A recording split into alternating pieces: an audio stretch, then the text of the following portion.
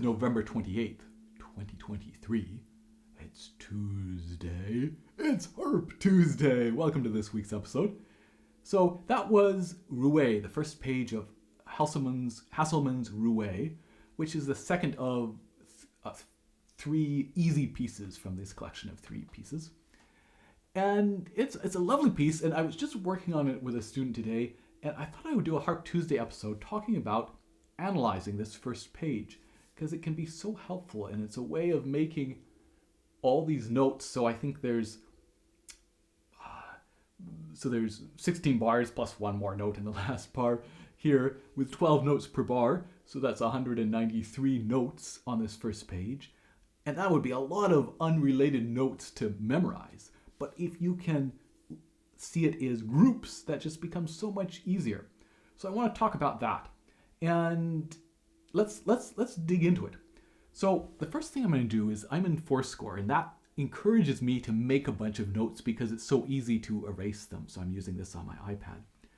And in paper, it's maybe a little bit riskier because it's harder to erase, especially if you're doing a bunch of color.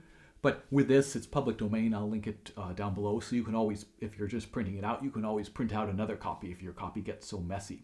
So what I'm going to do is I'm going to create a layer, a new layer. I'll do a score layer, and I will call it, I'll just call it patterns, I guess, just so that I could always hide this, and it's not going to interfere with my pedal markings. So I can erase if I'm on this layer, and it won't erase my pedal markings. And I'll demonstrate that if I take the eraser tool and I try to erase here. It's not erasing because I'm not in that layer.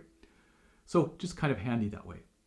So the first thing that I'm going to talk about here, and that we're maybe going to notice, is that we get a pattern in the right hand, and the left hand plays the same three notes. Aha! So it's worth then, as you maybe start to sight read through this or whatever, or just even look at it away from the harp, is that always true? Because if it were, we've halved the number of notes we have to read. We only have to read, for example, the right hand. And I can tell you it's true until we get to this group here.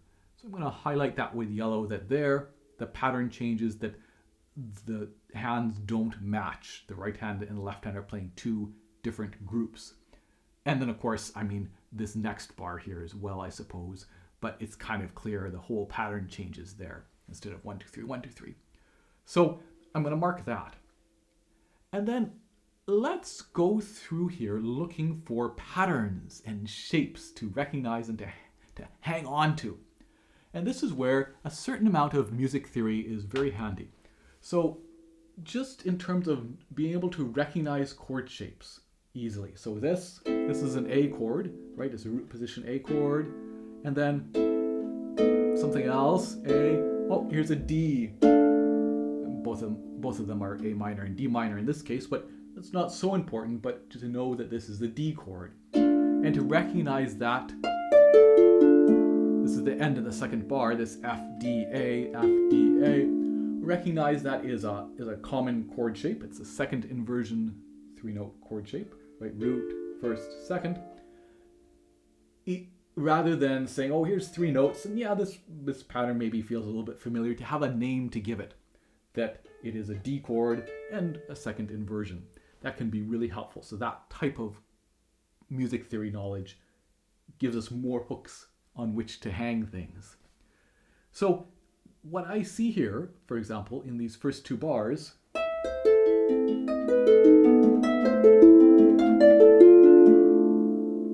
is some various patterns going on. So we start with a root A. This, maybe it's a 7th chord, maybe it's a D6, who knows? It's not entirely clear. But let's ignore that for a moment. We come back to this A, and then we play a D inversion. Okay, but that's not the only thing we could say. We can also notice that, for example, look at the third finger. It's playing an A, an A, an A, and an A. Whoa, okay, great. So we know over these first 2 bars, no matter what 1 and 2 are doing, the third finger is always going to A. And if we take that third finger out and look at the first two notes, maybe let's play them as a chord.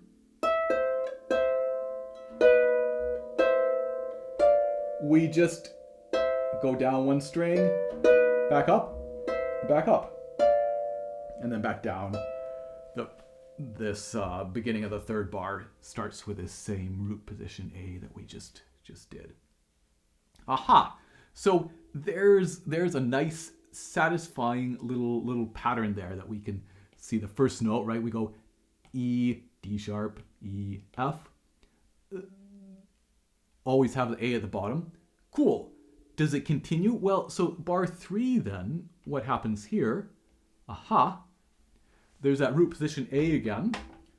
Oh, this is a first inversion A, second inversion, first inversion. Ah.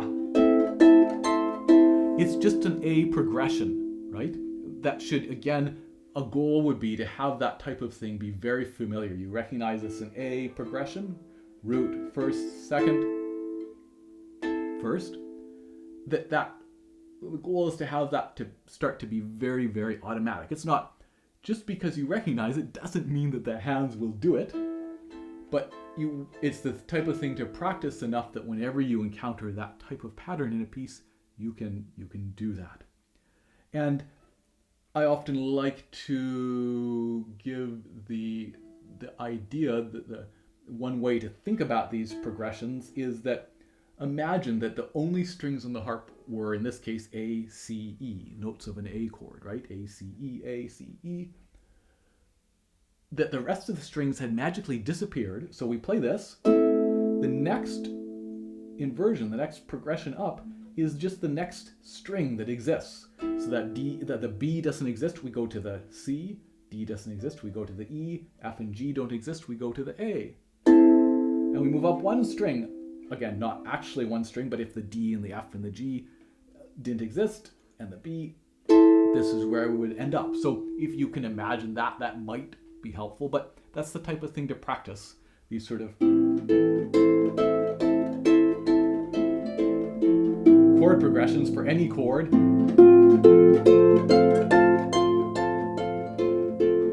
So when you recognize them in a piece, bang, the fingers can do them. So we do that, and so what I would say, what I want to do is I want to kind of put in some color coding here to say, okay, these first 4 bars, I'm going to I'll make them, no, I won't use yellow. Let's see, I've got kind of a purplish here. I'm going to mark them. Here's a group, right? That's where we always have A on the bottom, and it's just 1 and 2 that are moving one string at a time. And then let's get a different color. I've got a green here, but I think I want to make it a little bit thicker. There we go. Here's a progression. So it goes from here all the way along here. That's all just A, right? I could put A minor or something, but I think for now I'm just going to mark it as a color-coded thing and kind of remember that. Great. What's next? Okay, so we're here now, and what is going on in this bar? What has it got in its pockets? So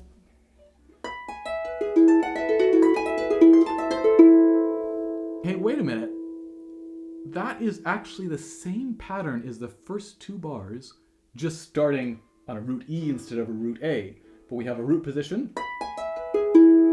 Still E on the bottom. We're going to have E on the bottom the whole way through these 2 bars. 1 and 2 move down 1. They move back up. They move back up. Aha! So I'll mark that with purple as well. It's the exact same shapes that we're doing, the exact same patterns that we're doing, but just starting with a root E. Okay, what about the next bars? So here's this root E. Oh. It's going down on an E progression. Root, second inversion, first inversion, root.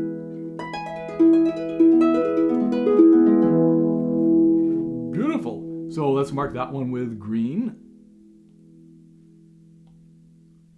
Boom. And then, aha, we're back to the beginning.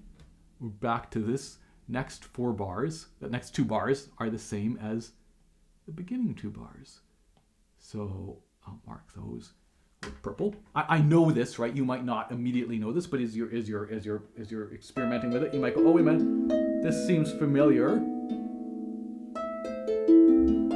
We have to do a different pedal change. You don't have to do the F and the D right there at the same time. In general, I like to change the pedals at the last minute where they're needed, because sometimes we have to change them right where they occur. It's good practice, but especially 2 pedals at the same time. If you're a beginner or maybe kind of new to pedal harp, for example, you could certainly change that F earlier on, and so that we don't have to try to handle 2 pedal changes at the same time. So we did that, and then are the next 2 bars the same as bars 3 and 4? Let's see. And bars 3 and 4. Yes. Aha. Beautiful. So what have we got? We've got this little 8 bar and 8 bar? 4 bar, right? 4 bar section that repeats from the beginning.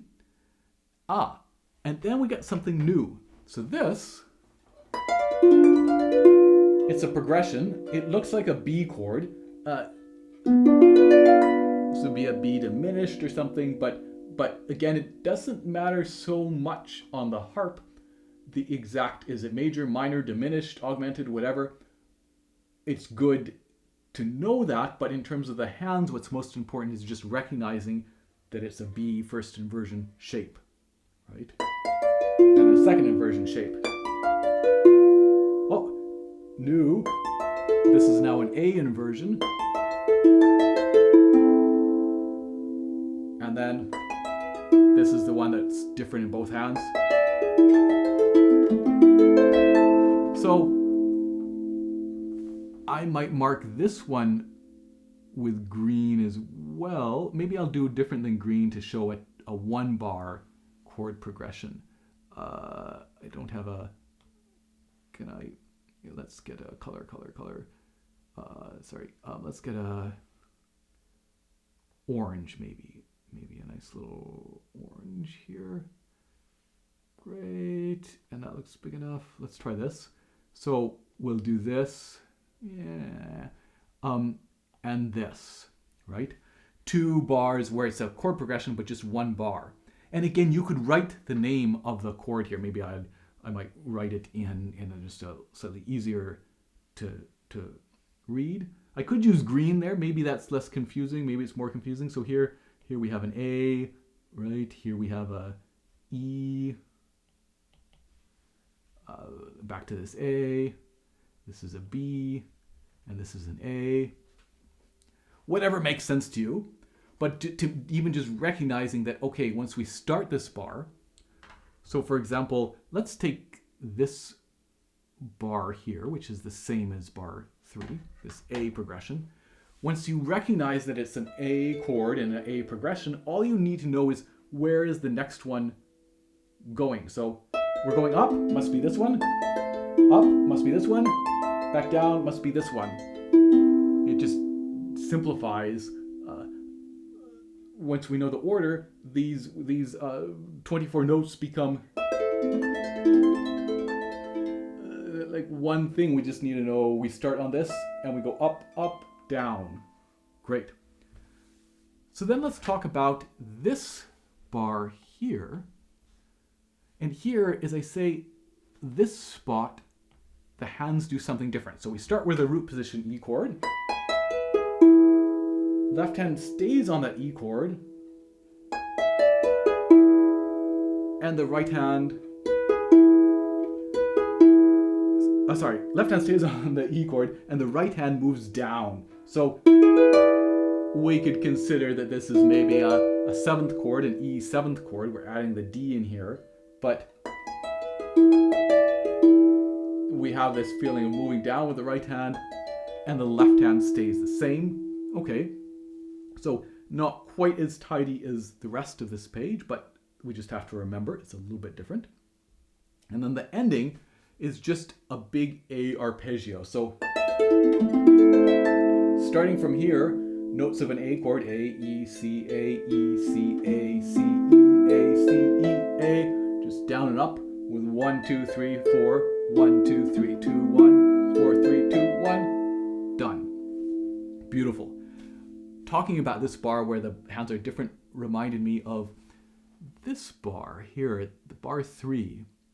So it looks to me in this copy from the Harp archives as if someone has maybe written in here middle C.